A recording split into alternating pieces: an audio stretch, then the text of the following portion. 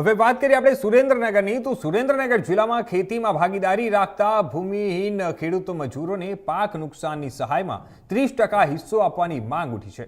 આ મુદ્દે જિલ્લા કોંગ્રેસ સમિતિ તથા આદિવાસી પરિવાર મજૂર સંગઠન દ્વારા આજરોજ મૂડી ખાતે એક સભાનું આયોજન કરવામાં આવ્યું હતું અને રેલી યોજી આવેદનપત્ર પાઠવી સરકાર સમક્ષ ખેત મજૂરોને પણ સહાય મળી રહે તેવી માંગ કરવામાં આવી છે। ગુજરાતના કૃષિ ક્ષેત્રમાં ભાગ્ય તરીકે ઓળખાતા ભૂમિહીન ખેડૂત મજૂરો વર્ષોથી વાવણીથી લઈ અને લણણી સુધીની તમામ મહેનત કરે છે। ખાસ કરીને દલિત, આદિવાસી અને પછાત વર્ગના મજૂરો ખેતી આધારિત જીવન જીવે છે। જ્યારે અતિવૃષ્ટિ, વાવાઝોડું કે કુદરતી આફતના કારણે પાક નિષ્ફળ જાય છે ત્યારે સરકાર દ્વારા એસડીઆરએફ અને એનડીઆરએફ હેઠળ મળતી સહાય સીધી જ જમીન માલિકના ખાતામાં જમા થાય છે, પરંતુ વાસ્તવમાં પાક ઉગાડવામાં મજૂરોની મહેનત સમાન હોય છતાં પણ તેમને 1 રૂપિયાની પણ સહાય મળતી નથી। પરિણામે મજૂરો દેવાના બોજ નીચે દબાઈ જાય છે અને આર્થિક સંકટમાં ફસાઈ જાય છે।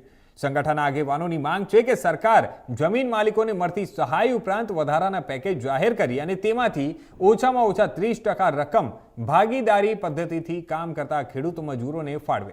આ અંગે પદયાત્રા યોજી આવેદનપત્ર પાઠવવામાં આવ્યું હતું।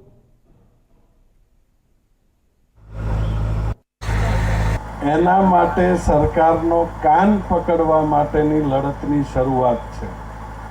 તમે એમ માનો છો કે અહીંયા જેટલા બેઠા છે એટલા લોકોને વળતર નથી મળ્યું, જે લોકો જમીન ધારણ કરે છે ને જે લોકો ખેડૂતોને છે એ લોકોને વળતર મળી ગયું ને એ લોકો બહુ સુખી થઈ ગયા, અથવા એ લોકોને વળતર મળે છે ને તમને નથી મળતું એટલે એમના ભાગમાંથી વળતર આપણને મળે એના માટે ભેગા થયા છીએ। સિફતપૂર્વક ખેત મજૂરો અને ખેડૂતો કેવી રીતે સામસામે આવી જાય એના પ્રયત્નો કરવાના આવનારા સમયની અંદર તમારી જે આ લડત છે એના માટે હું મહેરબાની કરીને તમને વિનંતી કરું છું કે આ લડતને તમે ખેત મજૂરો અને ખેડૂત આ બંનેની સંયુક્ત લડત બનાવો। એટલા માટે કે છેલ્લા 10 વર્ષથી ગુજરાત રાજ્યની અંદર ખેડૂતો માટે કે ખેત મજૂરો માટેની એક પણ નીતિ વિષયક કાયદાકીય જોગવાઈ નથી।